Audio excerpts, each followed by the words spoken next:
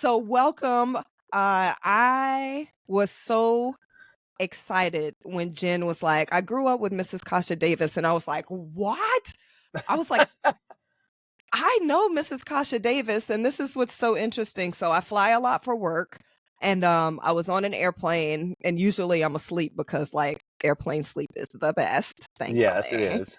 is. But I was awake. It was a long flight, so I was like, oh, what do they have on this Delta TV screen? And RuPaul's Drag Race season 7 it must have been. Is that the season that you were on? Yes.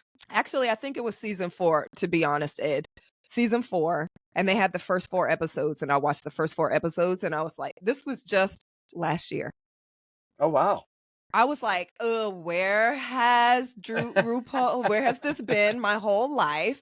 And so when I got off the plane over the next 2 months, I finished season 4, and I also streamed. I started at season 1, episode 1. I watched every single season all the way Mm. through 12 seasons. Oh, wow. And so in 2 months, that's how many episodes I watched, and I remembered Mrs. Kasha Davis. And the Oh. reason I remembered Mrs. Kasha Davis is because you were so nice. You were so funny. Your drag was the bomb. Like, go ahead, put that out there, right? Like, I loved your performing, but I just felt so connected to you as a person on the screen.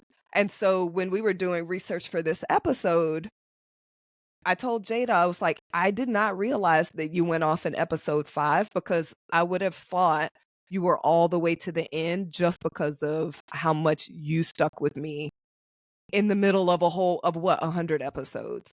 And so, like, do you get that? Well, first and foremost, thank you. And I have learned really that that is the gem. That is the thing that people gravitate with Mrs. Kasha Davis, with Ed. With I Ed. am working very hard to be as honest and open as possible, to be as grateful as possible, and to spread kindness. I knew as a little boy, girl, gal, girl, boy, fella, and that's my line that I use on stage, that child, I knew that I'll never forget the funniest story. My uncles and my dad were in the military, and we were all sitting on the porch, and of course they were having their drinks and whatever, and we're sitting outside, and I was little, I don't know how young, and they said, so what branch of the military are you going to be in? I said, the Salvation Army. I love everybody. And of course they all laughed, but I really think that I have followed through. It's pure. I've always known that I was a spiritual person. I didn't know what that meant. It's come into fruition in my later years, but I remember my mother would say, "Oh, Eddie, you have so much love. Go outside and go tell me when you lie down in the grass and look up at the trees, tell me if you can hear God waving to you." Oh, She would say wow. things like that, and I would see the leaves, and I would just get into this place. And I have just always had this desire to be kind. And so it's really escalated in the drag persona, and it's given me the platform to be able to, in a showy kind of charismatic clown way, to just be this exaggerated version of that. And it's been a gift. I loved it. I really felt it. So before we get too far in, I like to ask everybody at the end of the show. So I say this is me like giving you a heads up on the final exam, although there are only A+ on this final exam. Okay, great. The last question that I'll ask you before we get out of here. So this is Unaddiction, the podcast.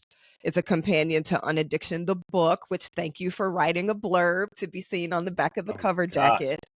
And we made up this word unaddiction with the idea that we want people to unlearn what we think we know about addiction, undo the stigma that is killing people, and uncover the conversations that we need to be having. And so, like, the goal of this podcast is to be having those conversations.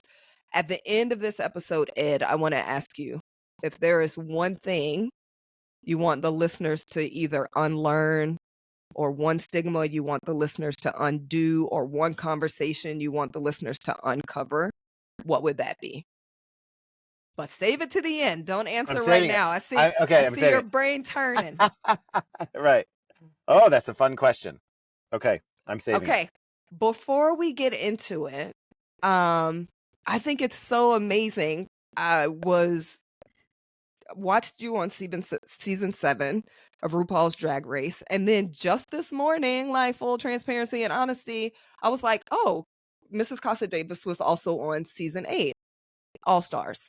Yes. And on season 7, your shtick was, it's always There, time for a cocktail. There better there's be a box of wine, right? right. And then season 8, which was, I guess, 8 years later, All Stars, it was, I'm an alcoholic. Oh, wrong meeting. And sobriety and like the beauty of sobriety. And so, can you talk to us about that journey Oh and goodness. what recovery is like for you today? Well, goodness, how do I put this into perspective? So when I auditioned for season 7 of RuPaul's Drag Race, I was in the throes of my addiction, managing it. I Mm-hmm. always knew I was an alcoholic. From the moment I ever had the taste of alcohol, it took away anxiety. For me, it was a big deal about anxiety. It took it away, and as we know, it then multiplied it, and then I'd have to drink more or use Mm-hmm. Xanax or whatever it was.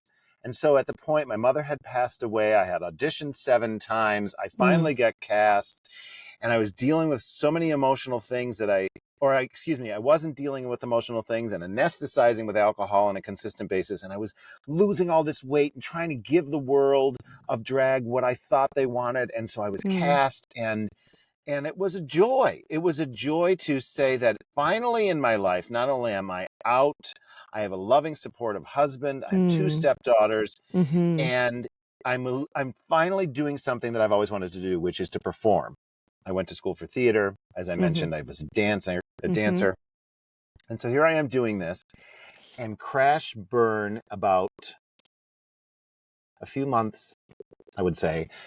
Yes, a few months after the bookings weren't coming in, and I was crashing and burning and drinking more to deal with the self-comparison and the self-doubt, and ended up,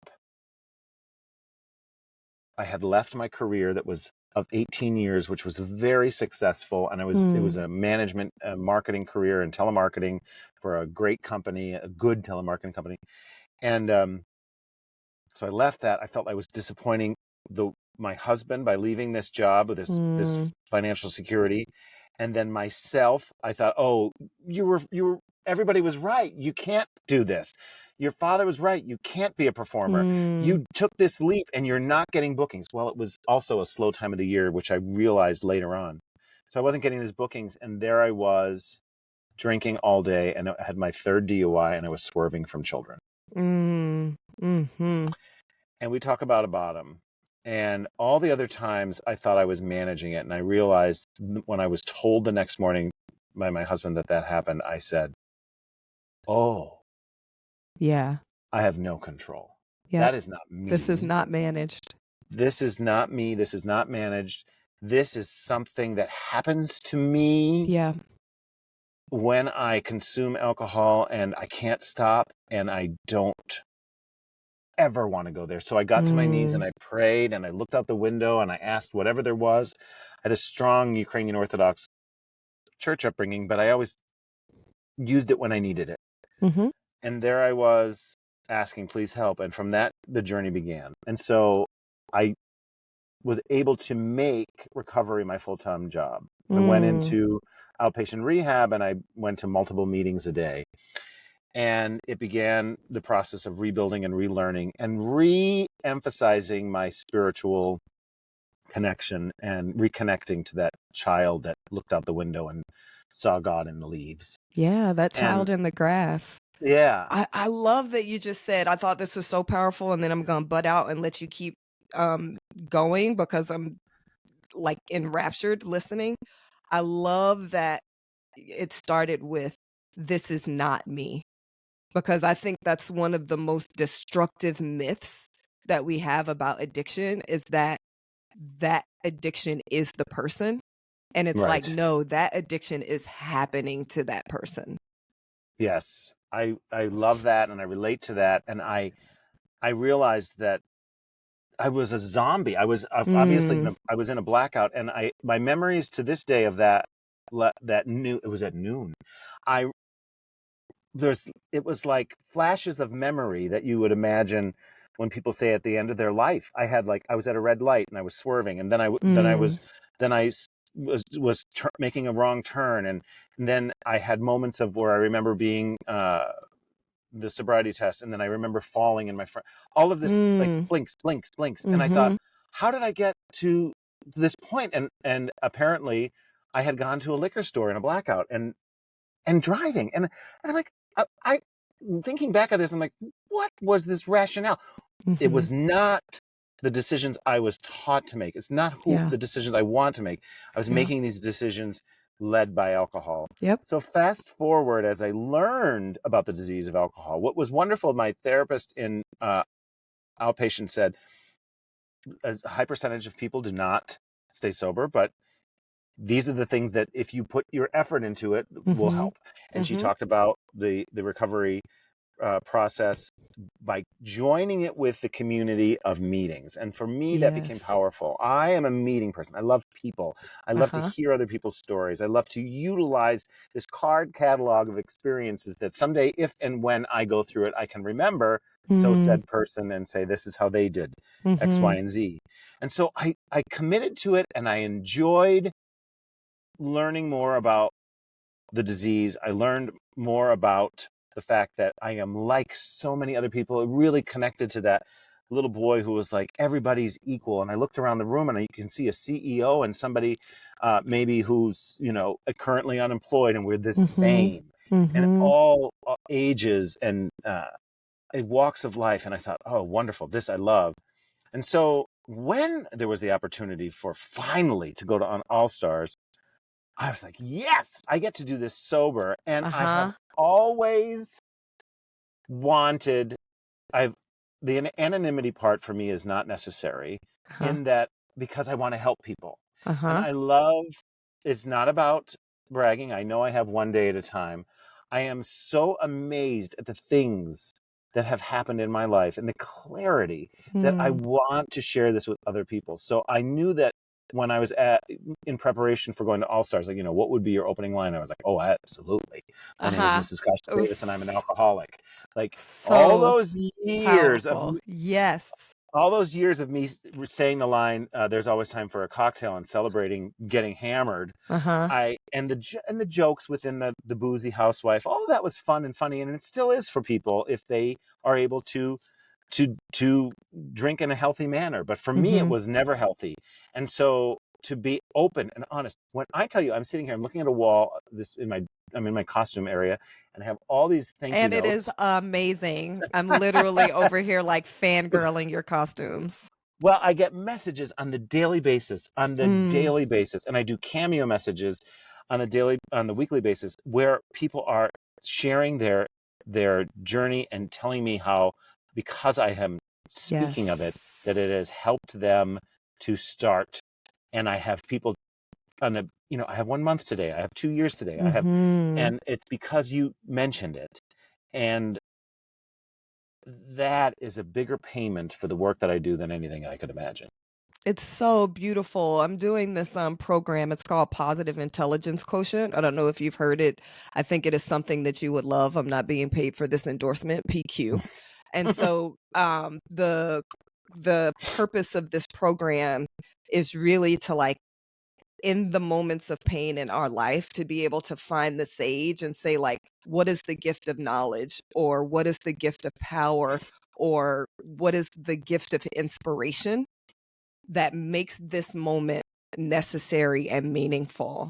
And so what I hear you saying is that rock bottom, most painful flashes of don't even know how I got here, in a blackout, to a liquor store, to a red light, to swerving, to a sobriety test, to where I am, was the gift of inspiration, not just for you to get sober, but to be able to start season 8 All Stars like I'm an alcoholic. And so many people see that and receive that gift of inspiration. It's Well, just, thank you. it's beautiful. I Well, love it. and so people would say over the years, so is it, when I would talk about sobriety, they would say, oh, so is it time for a mocktail, and in a jabbing way? And I was like, oh, well, sure. And so I thought about it, and immediately it came to my mind that my catchphrase would change to, there's always time for kindness. Oh. And I know that the world needs that in so many ways. And so when I was eliminated on season 8, I took the same pose that I took when I was eliminated on season 7 and said, there's always time for a cocktail. And now said, there's always time for kindness. And when I tell you, my instant messages and other blew up. Yes. The Yes. world heard it. They felt it. People told me Yes. they cried along with me, because I wasn't crying because I was being eliminated. I was crying because I was full of gratitude. What a marvelous opportunity for a drag queen who has lived in a time when we had to hide being who we were, which were part of the reasons which drove me to drink, because I was always so ashamed of who I was. But now we're celebrating on an international basis. People know your name, and you have this platform and this opportunity to share. Yes. Yes, fabulosity and laughter and humor, but also to share the commonality that we all have. This is why I believe people are gravitating to RuPaul's Drag Race, because they see these way different appearing people, and then they like, oh my gosh, I relate to that person. That's me. Right. I feel that. I've had that same experience. I've felt that same emotion. Yes. And that is what I think is the magic. It's in the episodes, but also in Untucked, where people are sharing their truth, and in a way that a drag queen looks like they're so ridiculous, they're so over the top, that it's easy to say, well, I'm not like them. But then all of a sudden you're like, oh my gosh, I am just like them. Yeah. That is me. I see myself on the screen. And it's a wonderful thing too, when I see when we have DragCon, where people get together to see the queens of RuPaul's Drag Race and beyond, the other people who are looking to be cast, etc. But it's this beautiful convention. When you look across the room, you see, I say, people of all ages, but what you primarily see, you see young women. And Really? I am inspired by this because I have sisters who struggled with, oh goodness, I don't look like this person on a magazine, and this is the style, and I don't fit into that, and I'd like to wear this, but everybody's wearing that.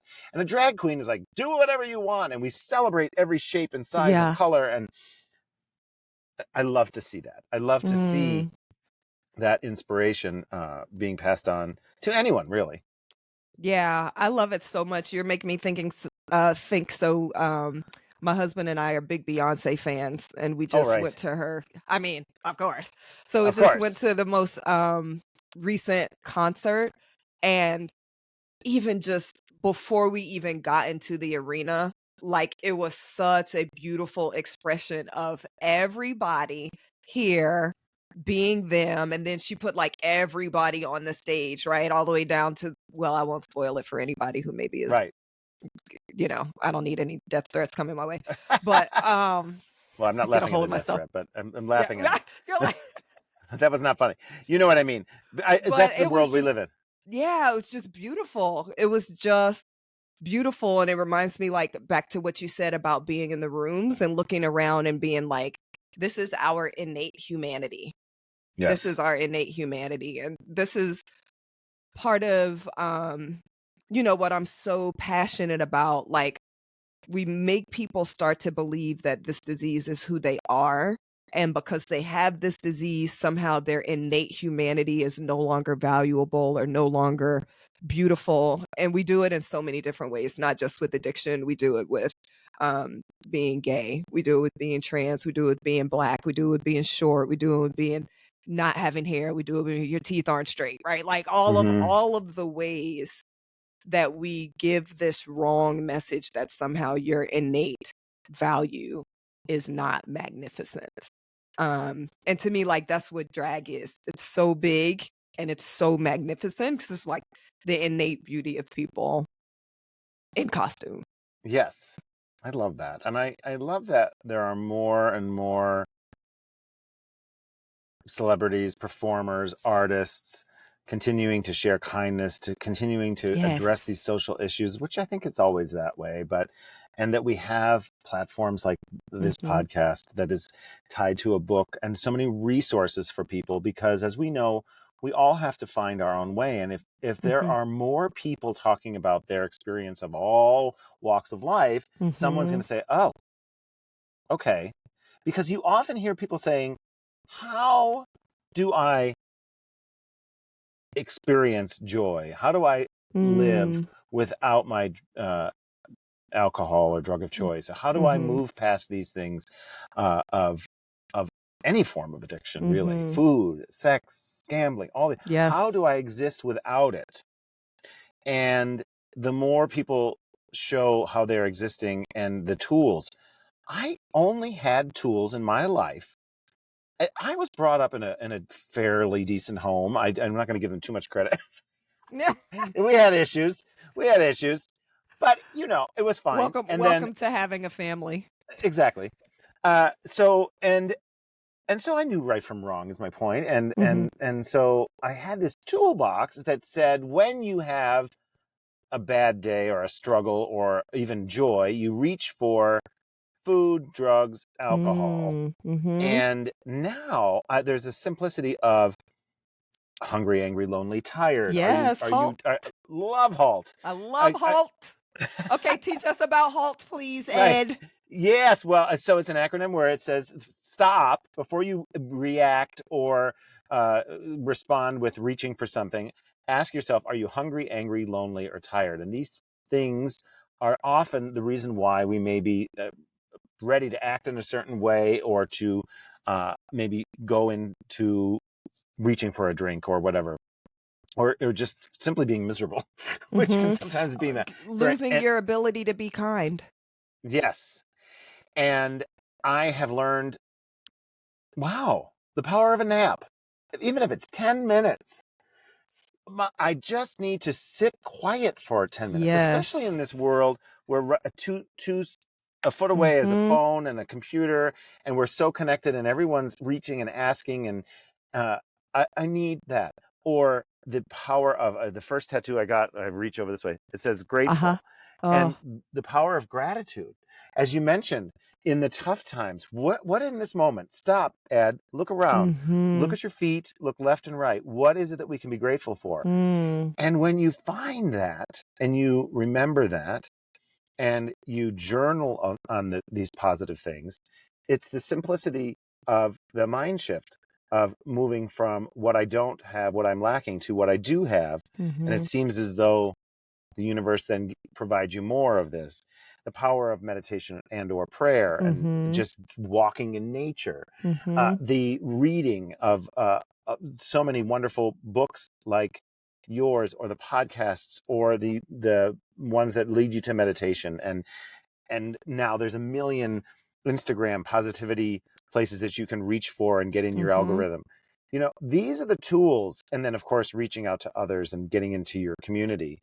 These tools have taken me to another place in my life that I could not have dreamt. I was dreaming for such a basic life story. And now this has given me intricacies within my career and within my relationship with myself, with my higher power, with my spouse, with my stepchildren. We have such a stronger, more beautiful bond, and just it's all because of this journey. And I truly couldn't be more grateful. That toolbox is overflowing now. Yeah. I love what you said, which is like, if we think about the journey to recovery as a path, to just be like very literal with the metaphor. One, so many people don't know the path exists, don't even have the experiences that let them dream of a path to abundance like you just described. And two, even if you're longing for a path, if you don't see anybody that quote looks like you, and I'm not just talking about race, age, gender, I'm just talking about somebody you can connect with, like I feel a connection with that person, then you don't even know where to take the first step to get on the path. So that's what I love when you're saying you're sitting in the rooms and you like have this Rolodex file Right. of experiences, right? Like basically that's like whenever you can't see the path, somebody else has burned down a path in that tall grass that you're like, that may be a path for me. This may Yes. be a path for me. This may be a path for me. I've heard people tell me that like sobriety seems like it would be boring and suck. Right. You think? I've heard that. I thought that. And I remember, okay, first off, I remember when I there were trickles of moments of me trying to get sober before sobriety. I would take that, what do they call it? No drinks January. Uh-huh. And I would last like maybe at the most 3 weeks before I started sneaking it. And so I thought, well, that wasn't too bad, but I was kind of bored on Friday nights, was because my circle of friends we were enabling one another. So we had this group of people that we essentially stuck together because this one was just as bad as this one or whatever we thought. And it was celebrated to get messy. And then the second thing is I asked my primary care physician at the time, I said, I think it was around when my mom passed and I was drinking heavily, and I lied about what I drank. I didn't tell him the truth. And I would think that he knew that, but obviously he was taking my word for it. But I did not, my point is, I did not know all of the free ways towards this recovery journey. I did not know. I thought, for instance, going to AA, you had to have a prescription. I really did. Wow. I did not know. I knew nobody. Because why would I? My disease told me, don't you hang around with them. The jokes were, those are quitters. Oh, yeah, there's 12 steps to recovery and there's 12 steps to the bar. Ha ha. Only 2 steps to the bar. So I'm so frustrated because I remember there were glimpses of people trying to lead me towards those people, but I was scared of them because I thought, oh, gosh, boring, weak, quitter. And now I'm like, oh my gosh, those were little higher power moments of reaching out saying, hey, try this path. Yeah. They were seeds, and now the flower has blossomed. Is blossoming. I think there's no past tense. Right. It's continuing to evolve and grow. And as long as you water it, nurture it, and maintain, That's right. I have such a connection to my higher power, and my parents have both passed, and I'm close with them. They're with me whenever I need them. And I know this. Now, are they right there? Do I see them? Do I hear them? No. I sense their embrace. And I was so fearful of my mom passing. And it was, I now can look back because of outside help, some therapy, some grief counseling, all of these things that I think are wonderful. But it helped me to realize she was also an addict. She was dealing with pain pill addiction. And so this was prescribed by the doctor, And so I was always there I realized now how much I was protecting her. And so I was scared because I knew that she was doing something wrong and that at any time something had happened, and it inevitably did. So, but my favorite story that I just feel compelled to tell you, growing up, as I mentioned, in the 70s and 80s, it was the life of being in the closet. It was the life of not being myself. It was, I was trained by my father that all of my feminine qualities were bad. I was expected to speak in a lower voice, stand a certain way, not flail my arms. And my father was the first person to call me a fairy. And he and I never had a good relationship. And I had so many dreams throughout the years of like, oh gosh, I wish, and this is the truth, I wish he would pass away in his sleep. We had verbal and physical altercations on the daily. And so fast forward, my mom passes and he starts to take a look at his life and began to get closer to us. They had disowned me for coming out. And they both mom and dad? Mom and dad. We kind of got a little closer, but then mom passed and then dad was like, life is short. Like you can tell something hit him like, whoa, I need to rebuild these relationships. And he made his effort. Well, in the sobriety journey, the one thing I never, ever, ever, ever, ever, ever, ever would have dreamt of was that I would suddenly have this relationship with my father. So I started to clean up my side of the street. I started to look at forgiveness. I started to look at my part in certain things, most especially as I got older, not so much as a child, and I forgave him. And it was at this spot right here where I'm sitting, where one day I just told him I love him. And he replied, I love you too. And I knew he knew about drag, but didn't come to. I was in Scranton, Pennsylvania, and I was booked at a Toyota dealership to do a show. Toyota dealership. To do a show. I know. To do a show for Kinky Boots. Kinky Boots was coming to town, and it's about a father and a son's difficult relationship. And I was in the paper, and I went to visit my mom's grave, and I felt this. She's like, "Go see your father. Go see your father." I'm like, "Oh." So I go see my father. I do, and he says, "I see you've got a show tonight." Yeah.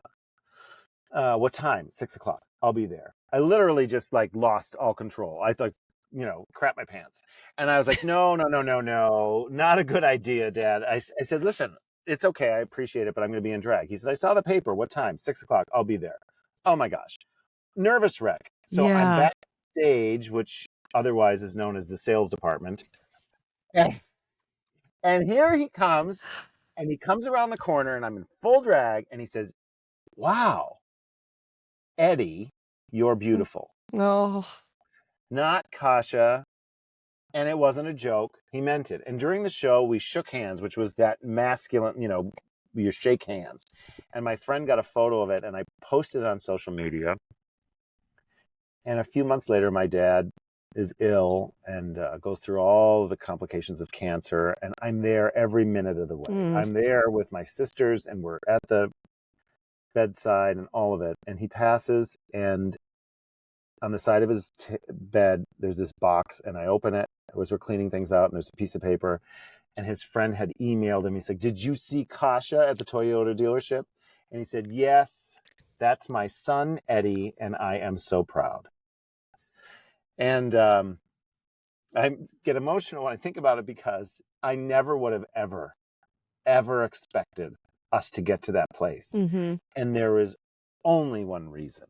It's because of the work that I put in and the gifts of sobriety and the stories that I heard in the rooms of people who were able to do the same.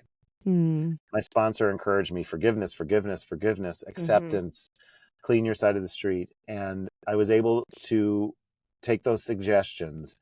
And again, that's something that I just wrote off. I thought we were just going to hate each other until the end. Yeah. And we didn't have a lot of time of joy, but it was really meaningful. And he saw me, even though I was in that full drag regalia. He saw me through that and said he was proud and said I was beautiful. Yeah. And so I share that story as often as I can, because I think it's a true example of what can happen because oftentimes we look for the house, the boat, the car, the new job, but those things that are so beautiful and meaningful that can happen because of putting in the work. Yeah, absolutely beautiful. I am getting myself together over here because you can see the tears running down my face, even though the listeners cannot. That is what I hope for every son and father who have had this experience of a relationship, which is so common, with so much pain. That was just, I love your dad. I love you. I do too. He surprised us all with how hard he worked right before his passing on. Oh my goodness. Just beautiful. Yeah. All right. Well, I'm like trying to get myself together. Our time is very close to up together, Ed. This has been incredible. Thank you for sharing. I think this is what I connected to the first time I saw you on TV, for sharing so vulnerably and authentically. I think like the more we can connect our deepest selves to each other, like the healthier we get from all angles. So just thank you for that. Thank you. Yeah.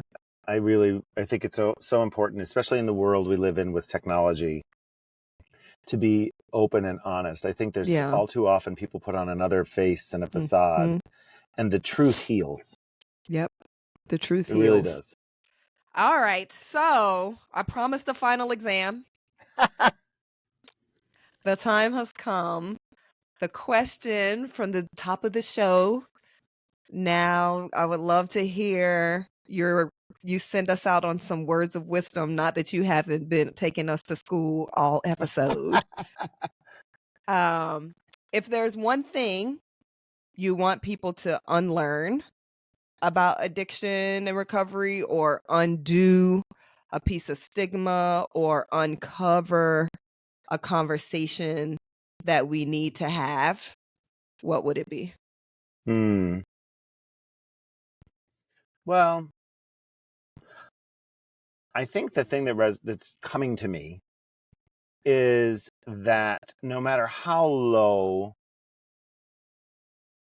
we get, no matter how bad it is, on the way here, I was coming from the gym and I was driving past somebody, a young man in the very, very hot sun, standing asking for money. And I'm thinking, as I was going through the light and I saw him, and I just felt this sadness that he was emitting. And I thought to myself, I've heard these stories and I've been through these difficult times where I thought, I'm so low, I have lost my light. I have lost my love for myself. And my mom was such a gem. She is one of the main reasons why I do drag, because I get to keep her humor and some of her fabulosity alive.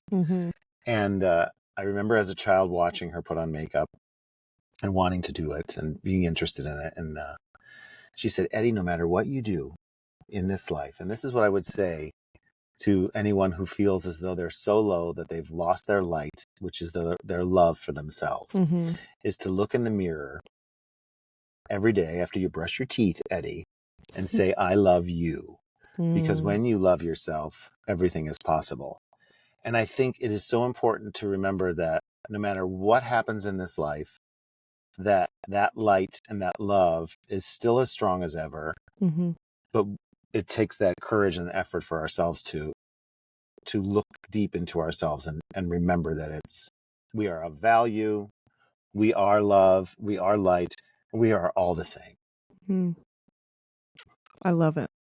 So that was what kind of came to me. I like to share that because she was such a gem. And I know that there are listeners out there who just think, oh my gosh, it just simply can't get any worse. But it all begins to rebuild when we love ourselves. Yeah.